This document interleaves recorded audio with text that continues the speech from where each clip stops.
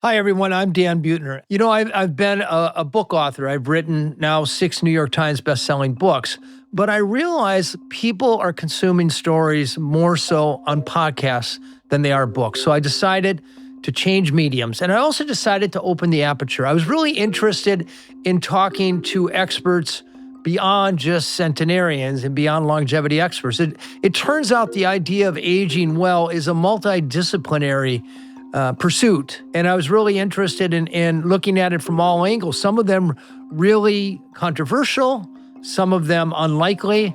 And I was also interested in getting some celebrity point of view. I know people like celebrity, and I figure sprinkling some celebrity point of view in would bring the audience, and it really has. I look at it as the icing on the cake. My buddy Matthew McConaughey actually came on and read poetry, but he had some really great advice on how to stay healthy for the long run. You and I hiked Buckskin Gulch. It was 25 miles, ass deep in water. We biked over the mountains in North Vietnam. You're in good shape and 55 years old. You don't look 55. What is your routine? How do you eat and how do you keep in shape? So, look, I go through seasons. When I was writing Green Lights, I went ahead and told myself, be a writer. And if you're hot and writing and you're in a groove, you ain't got to get up for nothing. You don't want to go exercise. And I was consumed with writing, where I was writing 17 hours a day. And mind you, I was kind of losing weight because I was forgetting to eat. I'd have to remind myself, you got to go to sleep and drink some water. That's like writing like Jack Kerouac. That's how it was like. It was like that. I also had times when it was the editing process and then doing all the rest where I just kind of let myself go, and I ended up putting on some weight, and that felt fine and good. I've been, I try to stay within a few weeks of getting in shape for maybe whatever role. Now, what I do now is I'm trying to stay in shape to not get injured and to still be able to go out there and be athletic with my kids and to still be athletic enough to go play tennis and move around and be at a weight where I like the way my clothes fit and I feel good and I got a good amount of energy. I'll get up in the day. For the past, year, my daily routine would be get 9.5 hours of sleep. That's generous. Yeah. Get up. Thank you, Camilla, for that. As she says, I'd rather be around you. I'd rather get up before you and do the stuff that needs to be done when you get 9 hours of sleep than be around you with 7.5 hours. For those who don't know, Camilla is Matthew's better three-quarter. Yes. Amen. So I'll get up. I'm pretty Spartan at breakfast. Matcha, a couple matcha teas and some kombucha in the morning. If I'm hungry, I'll eat a little bit of yogurt and berries or maybe some scrambled eggs. But a lot of times I'll just skip it and kind of ride that little caffeine buzz in the morning until 12:30 or 1. I have a lunch. I usually do some sort of seafood I prefer, or chicken. Usually seafood with a little bit of salad, a lot of tomatoes I'm into right now. I have a couple of green juices through the day. One right after lunch. I have my first cup of coffee after lunch. Is that right? Yeah. And that's how non-conventional. Most people get up and start their day with coffee. I'd love to in the morning, but I don't like how I feel in the afternoon. The coffee in the morning, I love how I feel until 1 p.m., but it steals the energy. I have a drop off. Oh, interesting. And it steals future energy from me. We've talked about this. I've tried that thing about, wait an hour. Wait till you're up for an hour and then have a cup of coffee. Whatever it is about the caffeine rush that I get in coffee, if I have it in the morning, it grabs a debit from my energy in the afternoon. So I'll have my first cup and maybe 2 cups in the day at, say, 1:30 and then 4. And that's my favorite if I'm powering through the afternoon. I'll then, in the afternoon, do my work. I usually do my workout. I prefer to do my workout at 5 o'clock, 6 o'clock. I have much more energy and power. Yeah, I'm the same way. Working out in the afternoon. Then if I can grab some tennis or whatever before dinner, come back, have dinner. For dinner, we'll have a lot less red meat than we used to. But, fish or chicken of some form or some other white meat for dinner. And, I like my beans and... He's just sucking up to me now. No, I do. I actually do like my legumes. I know that can get you started though. And then, I'll finish dinner, hang out, and then I'll pour my first drink of Panalos tequila to probably about 9, 1, 2 of those, and be hitting the hay at about 11. Close my eyes about 11:40. Joe, you're the only person I know who can drink a tequila at 9 or 10 o'clock at night and go to bed like a baby. I call it Really? McConaughey. Chamomile. Chamomile. What does it do to you? What's it do to you? You don't go to sleep? No, I don't sleep very well. Most people don't sleep very well if they drink very close to bedtime. I'm a big fan of Pantalones tequila, by the way. I think it's very pure. If you're going to drink, it's either red wine or Pantalones tequila. But I usually, these days, I drink a little bit with dinner, maybe a little bit after, and then call it off. But like people in the blue zones, most days are healthy days. 1,000 out of 1,100 meals are whole plant-based. And then they'll pig out during festivals. Same with me. About one day a month, I like to go deep, where I'll stay up late. Yeah. Usually a Friday night. Once a month. Once a month. That's it. Well, where I'll have more than 1 or 2 glasses of wine. Okay. And that is because? Well, older people metabolize alcohol differently than younger people. So it doesn't provide the lift it used to provide. It interferes with sleep. The hangover is much longer. If I have 3 or 4 drinks on a Friday night, it's not until Sunday when about the time 60 Minutes is starting that I'm getting over it. So it may just be that I hit it too hard in my younger life. I don't know. I went pretty hard in my younger life too. I mean, I speaking of that a diet without meat, we go a couple of weeks at a time with that. And I used to be hard. It's not hard anymore. Maybe that's because there's so many new cool recipes to eat without meat. But I find it, I'm sure no you're way. cooking out of the Blue Zone cookbook all the time. Oh, we've definitely eaten out of the Blue Zone cookbook, sir. Dr. Daniel Amen, brain science guy, had some of the best practical tips to keep your brain sharp. So I'm actually going through, I have an acronym called Bright Minds. You want to keep your brain healthy or rescue it, you have to prevent or treat these 11 things. Well, the D in Bright Minds is diabetes, high blood sugar, and or being overweight. If you're overweight, you have 10 of the 11 risk factors for dementia and aging. That's 70% of Americans. That's 75% of Americans are now overweight or obese. And sleep. Go to bed a half an hour early. You want a better memory tomorrow? Go to bed half an hour early tonight. Sleep is so important. And untreated sleep apnea, snore loudly, stop breathing, chronically tired, triples your risk for Alzheimer's disease. And so those are the things to avoid. But then the flip side, the things to do, exercise, new learning, omega-3 fatty acids, know your risks and be on a prevention. Like I have heart disease and obesity in my family. I don't have heart disease. I'm not overweight because I'm on a heart disease, obesity prevention program every day of my life. Don't text and drive because you're more likely to get a head injury. Detoxify, avoid toxins and support the organs of detoxification, especially saunas. And you've probably seen this with your work. People who take the most saunas have the lowest incidence of Alzheimer's disease. Don't believe every stupid thing you think.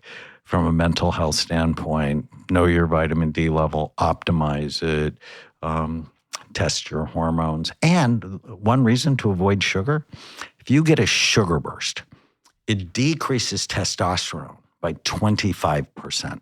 So if you share the cheesecake with your sweetheart at the restaurant, nobody gets dessert when they get home.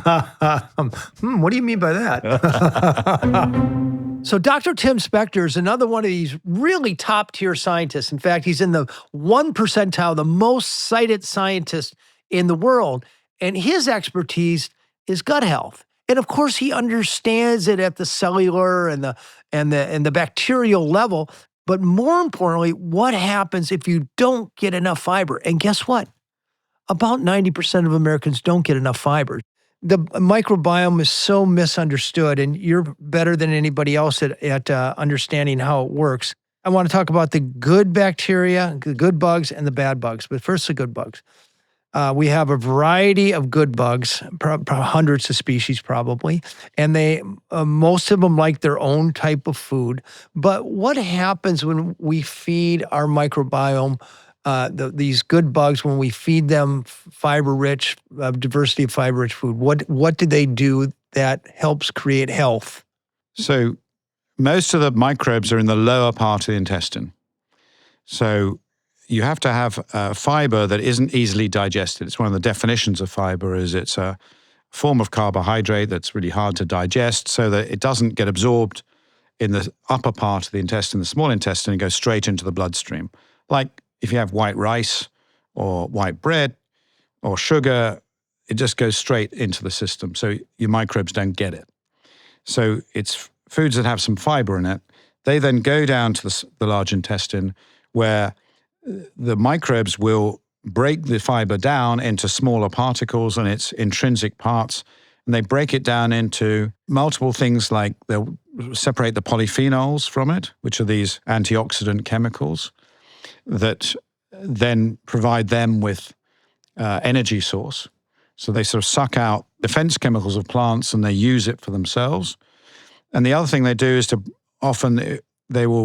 certain ones of them produce things like short-chain fatty acids, they're called SCFAs. These fatty acids are little short messenger things that actually go into our gut lining and help our immune system. So they're the messengers sending really positive health signals to our body through the immune cells.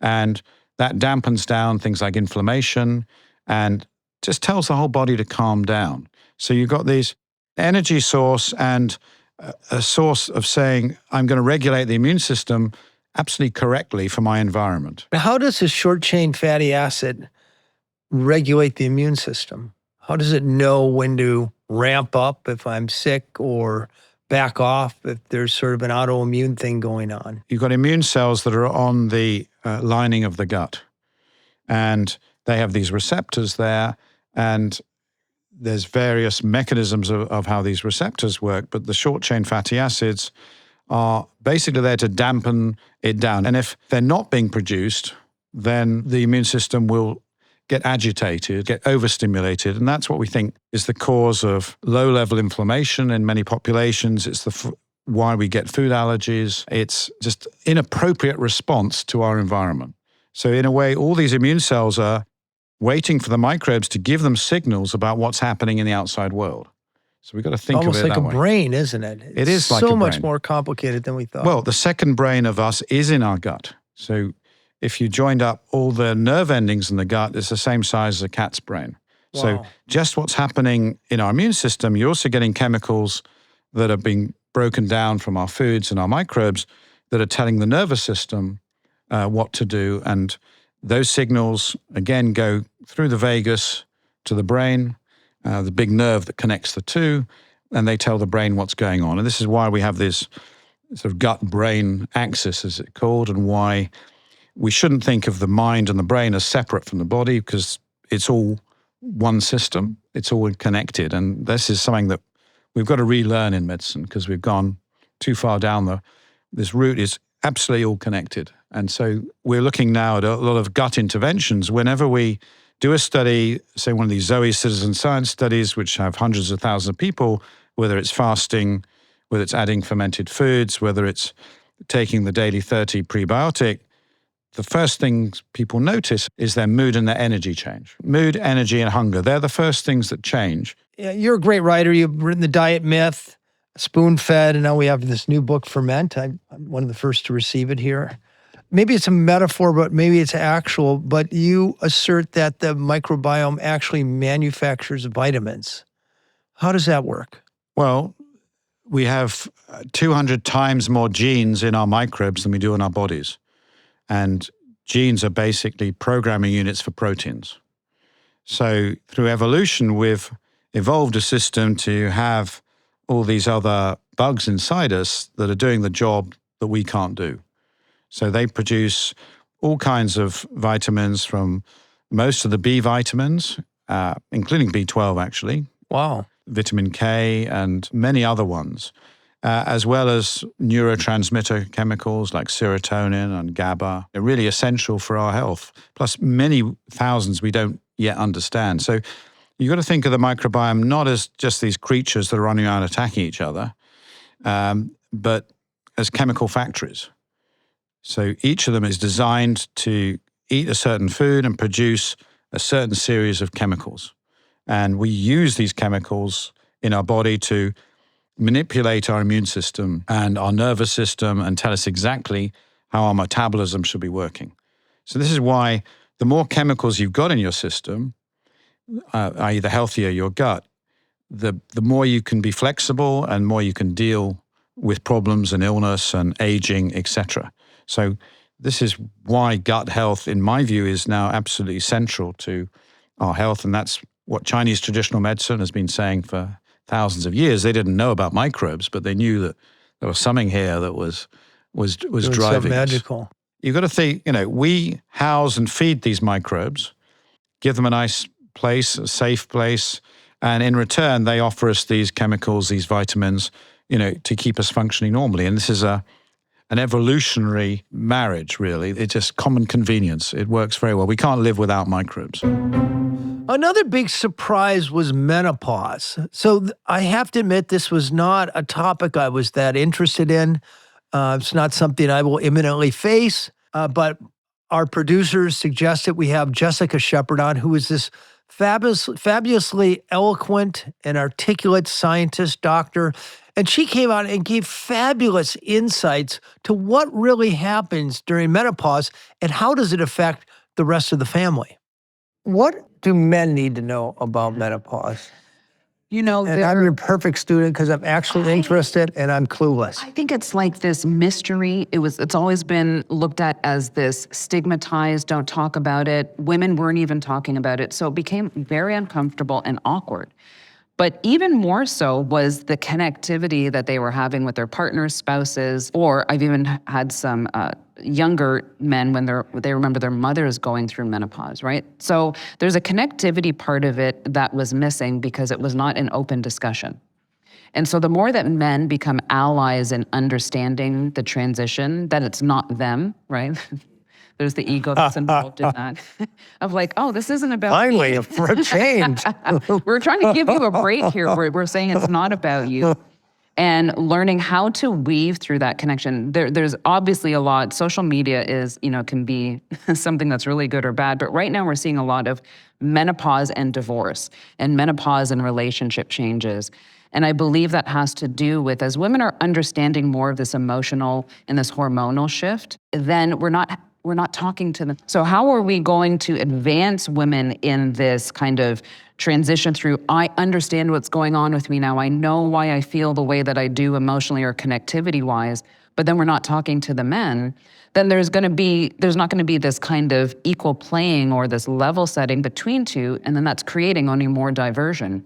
So for men, I would say lean into it.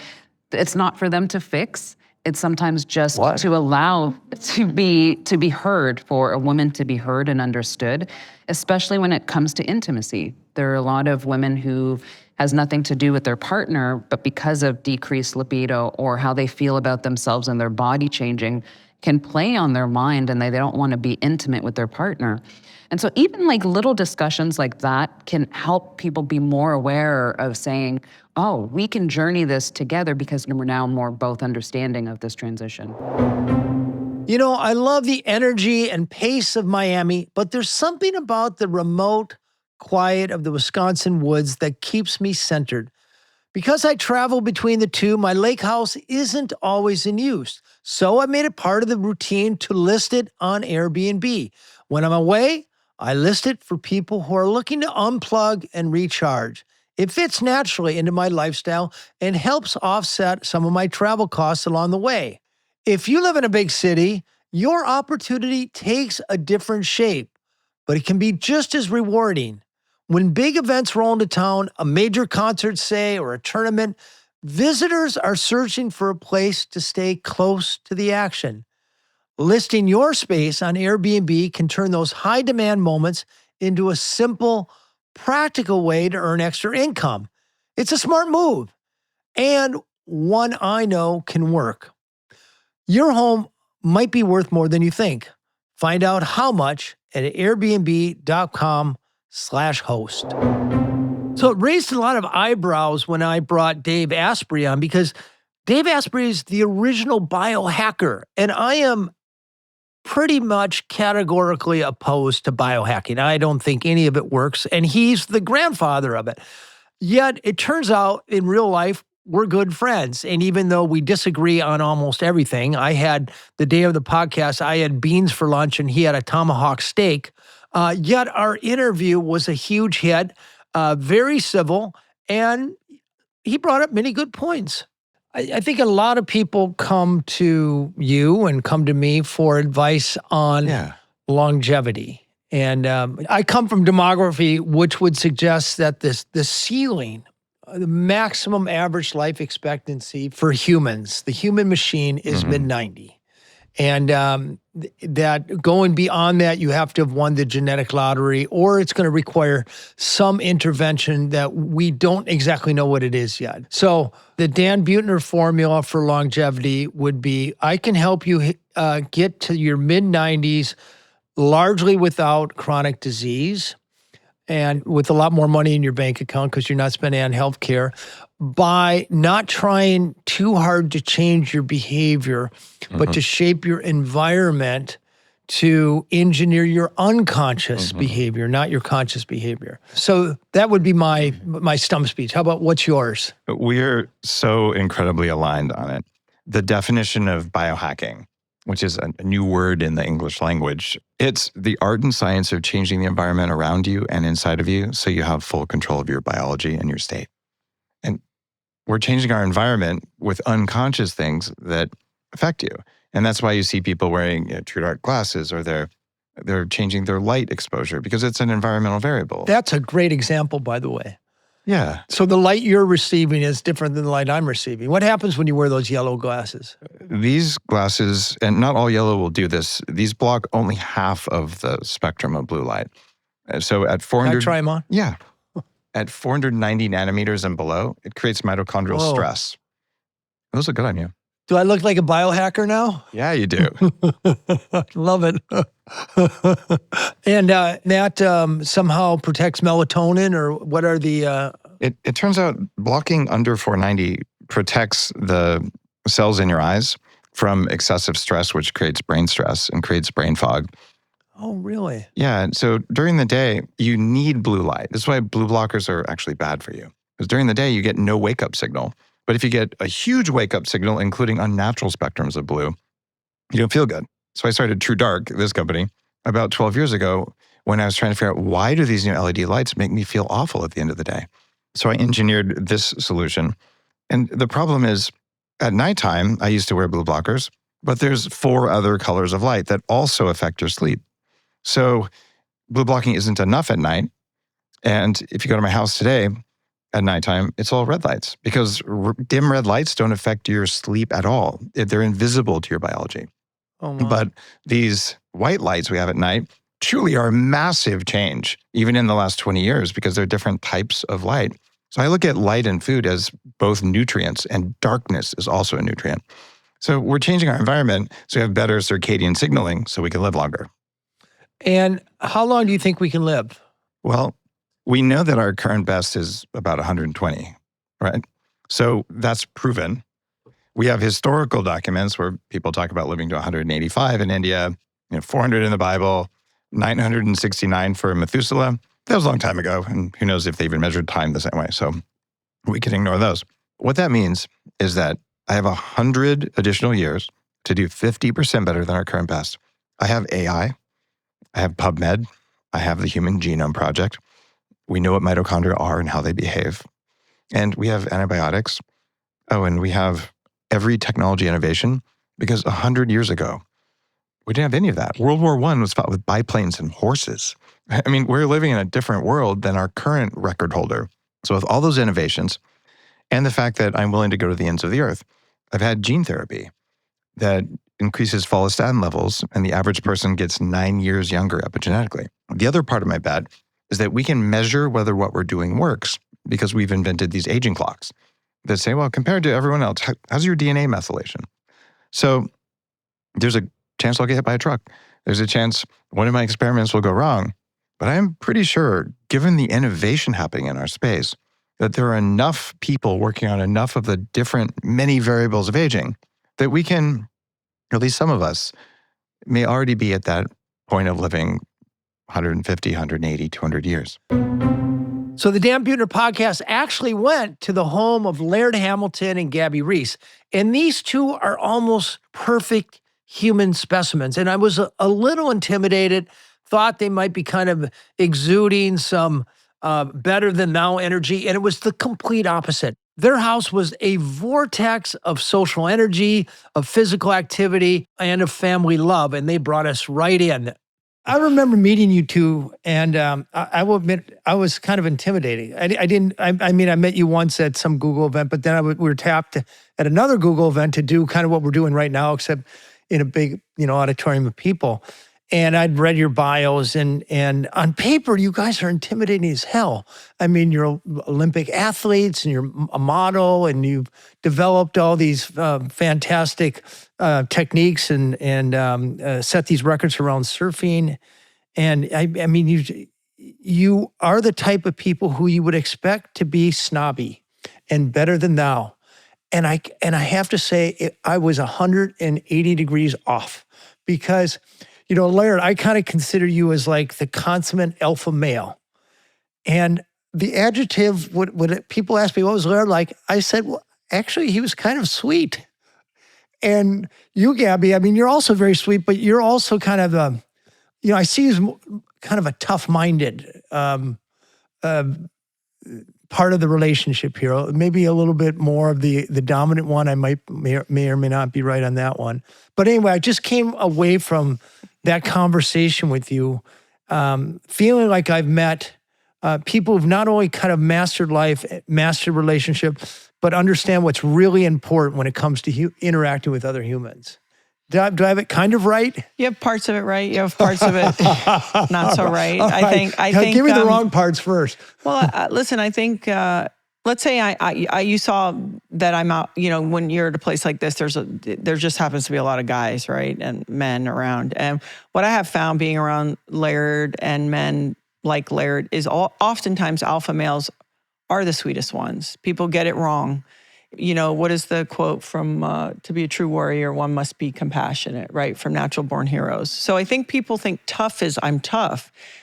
Really tough is not like that. And so Laird is very sweet. And then maybe I'm kind of the through line in the house. So that's well put. That tough-minded thing you're seeing is I'm sort of have a through line. And then behind me when when it hits the fan is Laird. Right. What do you mean? So Laird can be playful and moving to and fro. He's also maybe I would say if our mentalities, Laird would be more of an artist mentality, where I have a different type of mentality. I have my own creativity, but it just shows up differently. So the freedom for Laird to be moving in the way that's best, we utilize Laird that way.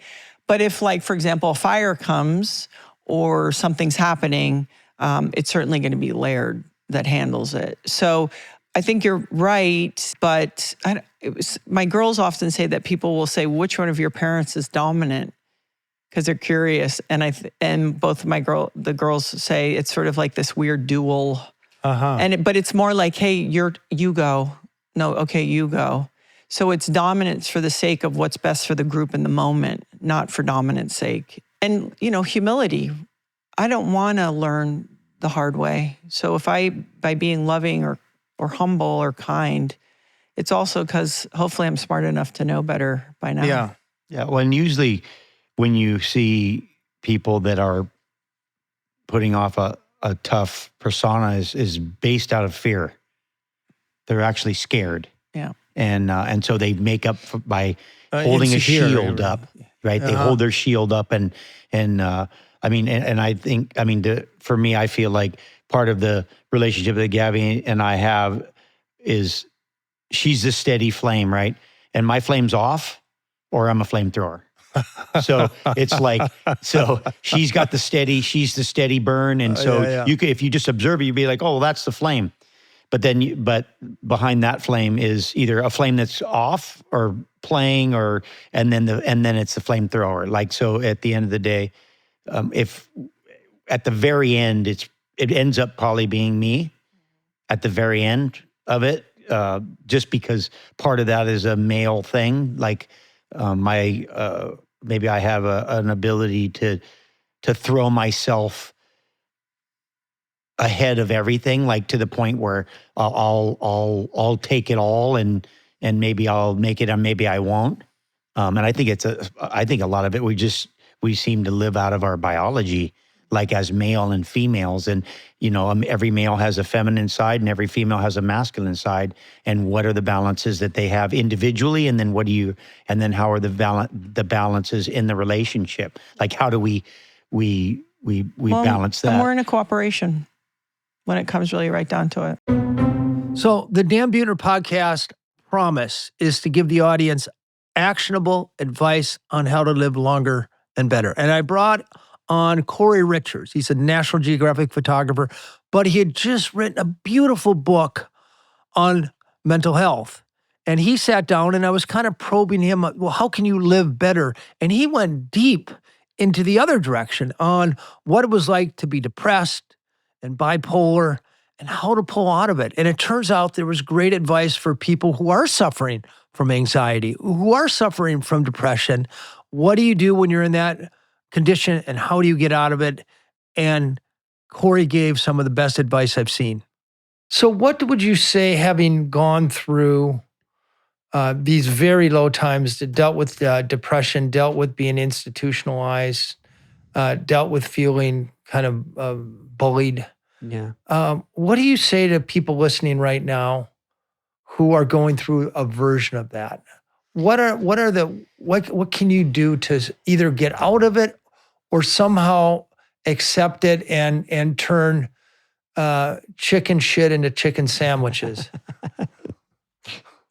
That was a phrase my lawyer used to use. That's great.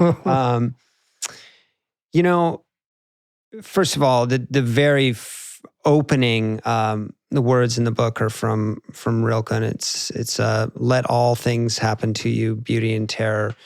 Read them there. They're right on that page. Yes, let everything happen to you, beauty and terror. Just keep going. No feeling is final. That's first and foremost. Oh, that's great. That's So no matter how bad it is now, it's not going to last forever. No feeling is final. And the single greatest thing that I've learned how to do is to understand my nervous system and understand the messages that my nervous system is saying. People go, it's so nebulous. No. Okay, just check in right now. What are you feeling as you're driving in your car listening to this podcast? In your body, are you tense? Are you like, what's going on? That is your nervous system talking. And we can check in with that at any moment, in any conversation throughout any day, right? And the more we learn that, the deeper into it we can get. And what I'm suggesting here is there's a place in every single person that is always at peace. It's buried under a lot of layers for people, for most of us, but there is a place in each of us that is always at peace. It is always at rest, and it needs nothing. It is literally rock solid. And as you learn to access that place in any moment when you're feeling triggered, when you're in an argument, whatever the fuck it is, if you're in a bad situation, you can always access that place. That takes work. It's not, there's no biohack for that, right? Psychedelics don't do it. None of it does that. Learning how to access that place. So that's the first thing. And secondarily, learning how to ask for help, even when you're in scary positions. That's second. But let's just drill down a little bit on that. So let's say I am really depressed. Mm-hmm. What do I do? Who do I call? Ask for help. Well, who do you call? I mean, do you have somebody that you know you can call? That's the first and foremost thing. Do you know? I was talking to Simon Sinek about this, and I was telling him like I was crying, and he goes, not right then. He goes, who do you call to cry? And it was such a beautiful question. Yeah. And I was like, well, I could call you, but I had never thought of that. So, who do you call to cry? Do you have that person? Okay, there's your first thing. If you don't, figure that out, you know? There's no easy answer.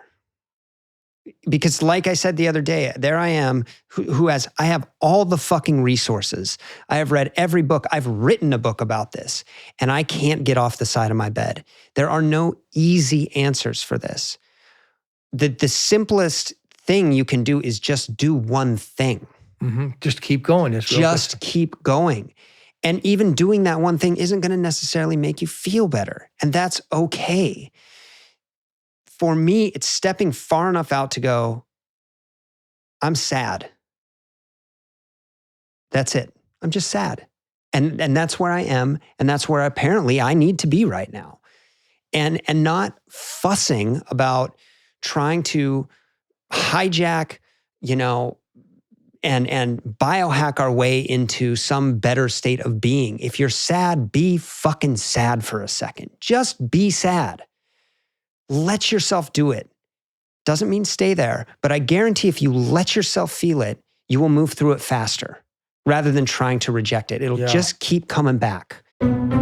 Case Kenny, I met him on the streets of Miami. He's got a red board where he writes these sort of aphorisms and these doubts of wisdom. And I was so mesmerized by him and them. He just struck me as a modern poet and somebody who had metabolized the zeitgeist or what people are feeling and offered advice that we can actually use.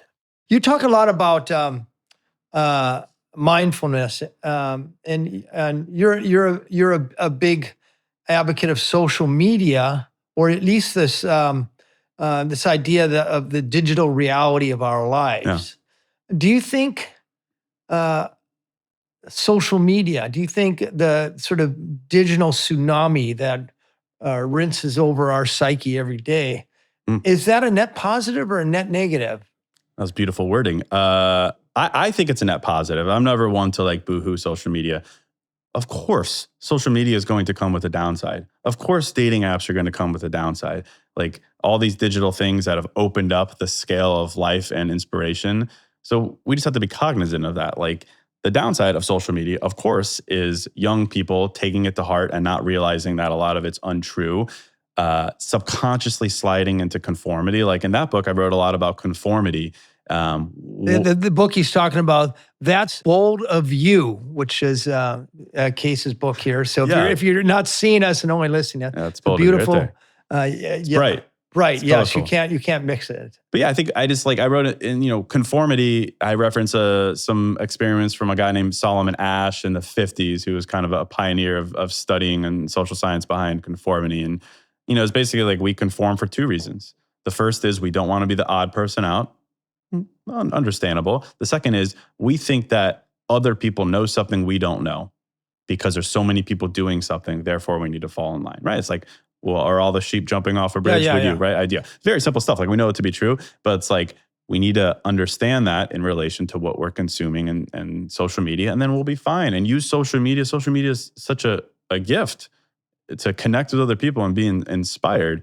But if it becomes a habit that we can't control, if it's affecting you negatively, unfollow those people, put it away the best of your ability. I think it's an amazing thing. I mean, I wouldn't have a career without it, certainly. And it's a conduit for spreading all the things that I'm passionate about.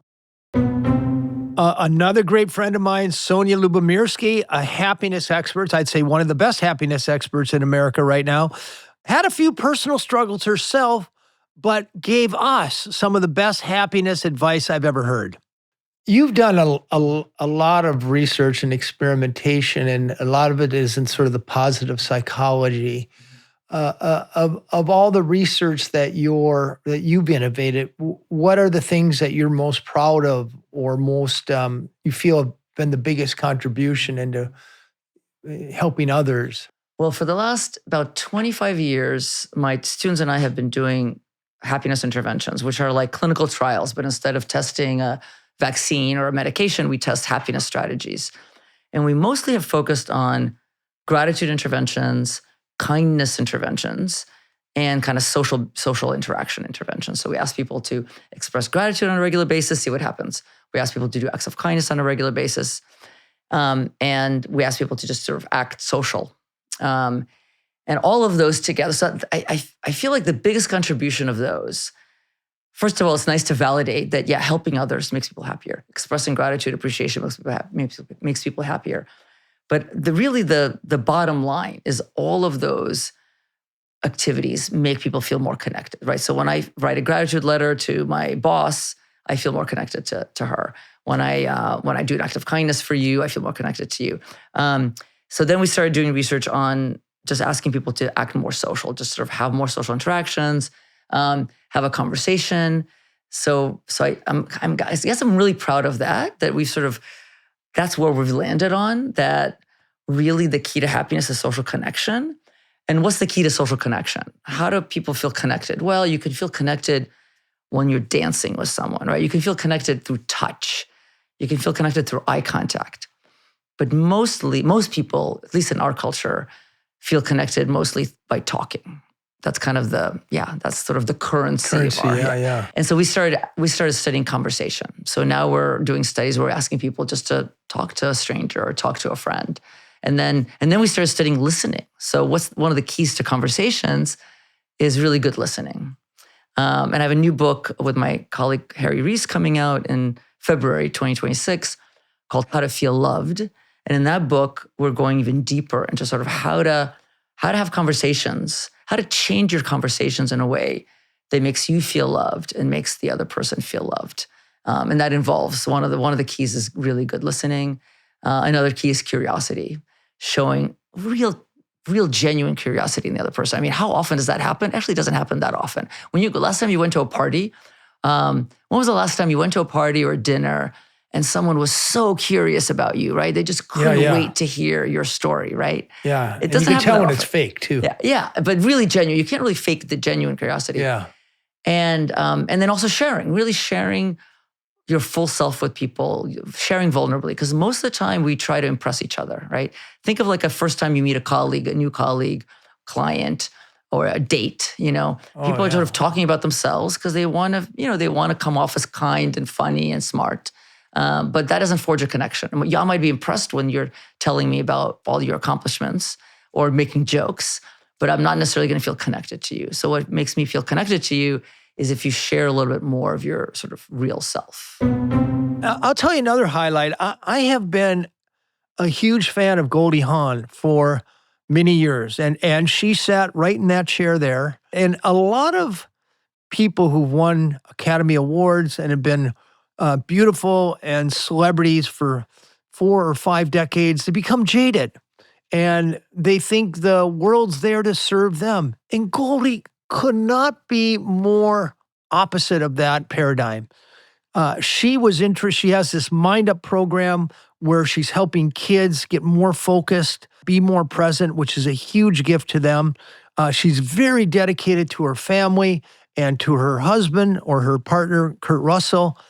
And you could just feel this joy and this goodness. And I think people who watch her movies also feel, but I had it 4 feet away from me. And I walked away from that podcast with a smile. Here's a good example of Goldie. You tell that story, and I think people think that successful actresses, celebrities have had it easy in life. And here you're a teenager, you're by yourself in New York, you're taking an enormous chance, people let you down, you're with cockroaches and drug dealers, but somehow you're able to hear the voices of children and smile at that. And I just wonder, when you talk about mindset, and you have a very positive mindset. I've known you for 15 years.